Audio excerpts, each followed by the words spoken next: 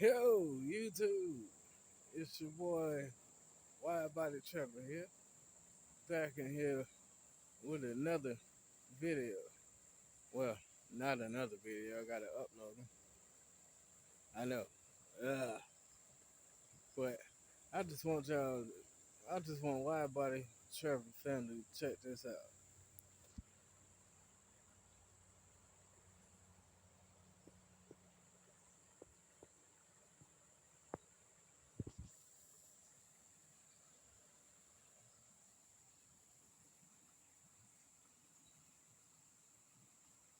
Just look at that. So pretty. So, therefore, you can't talk with your mouth full.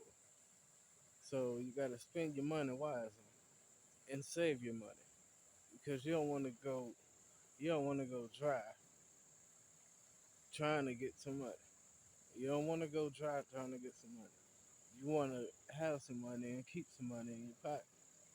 So you got to be quiet with your money. Don't talk with your mouth full. So, therefore, spend your money wisely. And this, I'll tell you, Wide Body family, this river,